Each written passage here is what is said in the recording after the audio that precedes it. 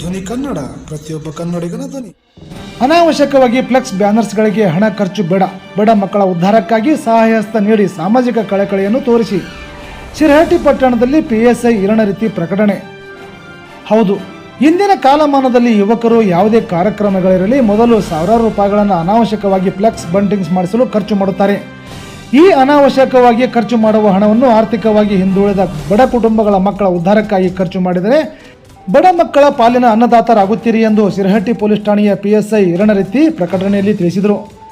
ಮೊನ್ನೆ ತಾನೇ ಲಕ್ಷ್ಮೇಶ್ವರ ತಾಲೂಕಿನ ಸುರುಣಿಗಿ ಗ್ರಾಮದಲ್ಲಿ ನಟ ಯಶ್ ಹುಟ್ಟುಹಬ್ಬದ ಸಲುವಾಗಿ ರಾತ್ರೋರಾತ್ರಿ ಫ್ಲೆಕ್ಸ್ ಬ್ಯಾನರ್ ಕಟ್ಟಲು ಹೋದ ಸಂದರ್ಭದಲ್ಲಿ 3 ಯುವಕರು ಪ್ರಾಣ ಕಳೆದುಕೊಂಡ ಘಟನೆ ಇನ್ನೂ ಎಲ್ಲರ ಮನಸ್ಸಿನಿಂದ ಮಾಸದೆ ಹೋದರೂ ಕೂಡ ಇನ್ನೂ ಯುವ ಜನತೆ ಅದನ್ನು ಮರೆಯದೆ ಫ್ಲೆಕ್ಸ್ ಬ್ಯಾನರ್ಸ್ಗಳ ಅಳವಡಿಕೆಗಳನ್ನು ಇನ್ನೂ ಜೋರಾಗಿ ಮಾಡುತ್ತಿದ್ದು ಯುವ ಜನಾಂಗದವರು, ಸಂಘಟಕರು ಅನಾವಶ್ಯಕವಾಗಿ ಫ್ಲೆಕ್ಸ್ ಮತ್ತು ಬ್ಯಾನರ್ಸ್ಗಳಿಗೆ ಖರ್ಚನ್ನು ಮಾಡದೆ ಬಡ ವಿದ್ಯಾರ್ಥಿಗಳಿಗೆ, ಬಡ ಮಕ್ಕಳಿಗೆ ಏನಾದರೂ ಸಾಮಾಜಿಕ ಕಳಕಳಿಯನ್ನು ತೋರಿದಲ್ಲಿ ಅವರಿಗೆ ಅನುಕೂಲವಾಗುವುದು.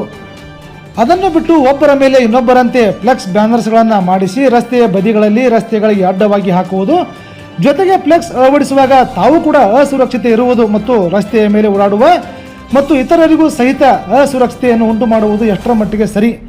ಈ ರೀತಿಯಾಗಿ ಯಾವುದಾದರೂ ವ್ಯಕ್ತಿಗಳಿಗೆ ಸಾವು ನೋವುಗಳು ಉಂಟಾದಲ್ಲಿ ಅದರ ಜವಾಬ್ದಾರಿ ನಮ್ಮ ಮೇಲೆ ಇರುತ್ತದೆ.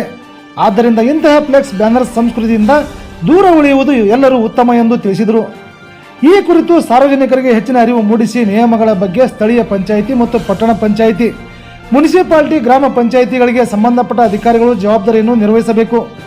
ಇದಾದ ನಂತರವೂ ಕೂಡ ನಿಯಮ ಮೀರಿ ಬ್ಯಾನರ್ಗಳನ್ನು ಹಾಕುವವರ ಮೇಲೆ ಸ್ಥಳೀಯ ಪಂಚಾಯಿತಿ ಮತ್ತು ಪಟ್ಟಣ ಪಂಚಾಯಿತಿ, ಮುನ್ಸಿಪಾಲಿಟಿ, ಗ್ರಾಮ ಪಂಚಾಯಿತಿ ಅಭಿವೃದ್ಧಿ ಅಧಿಕಾರಿಗಳು ಸೂಕ್ತ ಕಾನೂನು ಕ್ರಮ ತೆಗೆದುಕೊಂಡು ಕೇಸ್ಗಳನ್ನು ದಾಖಲಿಸಿದಲ್ಲಿ ಸಾರ್ವಜನಿಕರಲ್ಲಿ ಈ ಕುರಿತು ಹೆಚ್ಚಿನ ಜಾಗೃತಿ ಮೂಡುವುದು ಮತ್ತು ಫ್ಲೆಕ್ಸ್ ಬ್ಯಾನರ್ಗಳ ಸಂಸ್ಕೃತಿಗೆ ಬ್ರೇಕ್ ಹಾಕಲು ಪ್ರಯತ್ನವಾಗುವುದು ಎಂದು ಪ್ರಕಟಣೆಯಲ್ಲಿ ತಿಳಿಸಿದರು.